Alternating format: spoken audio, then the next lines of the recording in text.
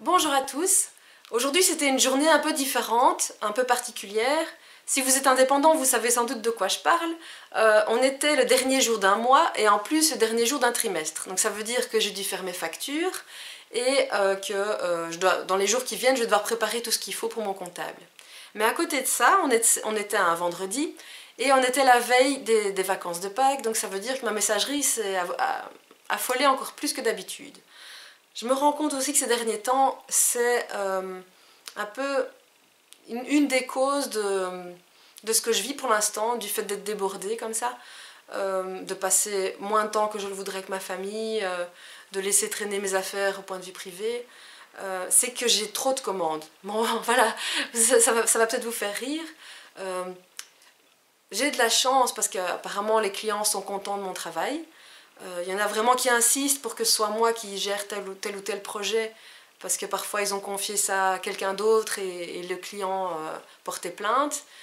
Donc voilà, c'est chouette qu'on apprécie mon travail. Maintenant, il ne faut pas que je me fasse submerger. Il faut savoir qu'en moyenne, chaque jour, je reçois plus ou moins entre 100 et 150 emails professionnels. Donc ça veut dire que je dois les lire, que je dois y répondre. Ça prend du temps et moi, c'est pas mon job, quoi. Je veux dire, ok, c'est une partie de mon travail, mais à côté de ça, je dois aussi traduire ou réviser des documents. Donc il faut quand même que je trouve une solution, parce que ça devient problématique. Et chaque jour, ben, je refuse plus ou moins 5 à 6 projets. Donc 5 à 6 projets par jour, c'est quand même énorme. Et les gens me réservent comme ça plusieurs jours à l'avance.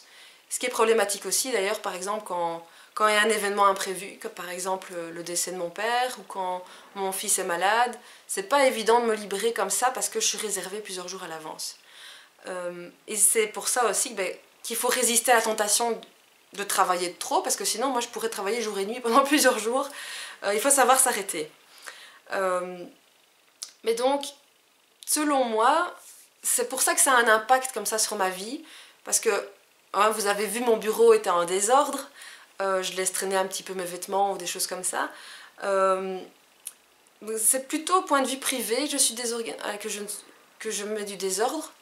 Comme je le disais il y a quelques jours, c'est parce que du point de vue professionnel, je suis très structurée. Alors pour moi, selon moi, je me relâche un peu trop du point de vue privé.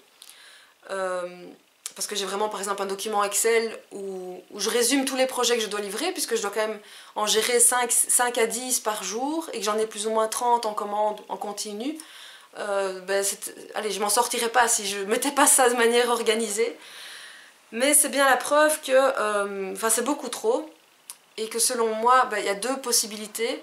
Ok, je peux peut-être un peu mieux m'organiser, par exemple avec une technique qui s'appelle la technique Pomodoro, qui consiste à moins s'interrompre et à travailler par bloc. Donc on travaille par exemple 25 minutes pour traduire ou réviser un document, et puis on fait une pause de 5 minutes, par exemple pour consulter ses mails, regarder Facebook.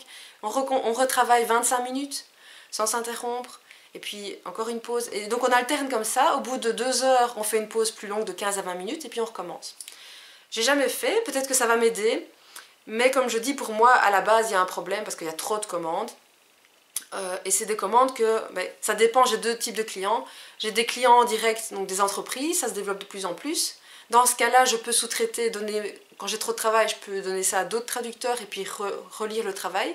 Mais quand je travaille pour des agences, ça c'est pas possible parce qu'en général, on me demande de corriger les traducteurs et je peux pas demander à quelqu'un d'autre de corriger à ma place, parce que les agences veulent vraiment que ce soit moi, parce qu'elles ont eu des plaintes quand c'était quelqu'un d'autre qui s'en occupait, donc voilà. Donc moi je me retrouve un peu coincée. Donc ok, la technique Pomodoro peut peut-être m'aider à un certain point, mais en même temps 150 000 c'est trop.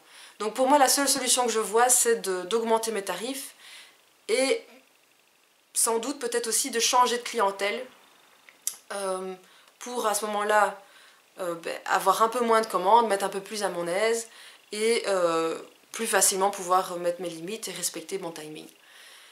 Donc voilà, je sais que dans les mois qui viennent, il va falloir vraiment que je trouve une solution. Parce que voilà, c'est bien, mais il ne faut pas que je subisse autant de pression, il faut que ça devienne un peu plus gérable, quoi. Voilà.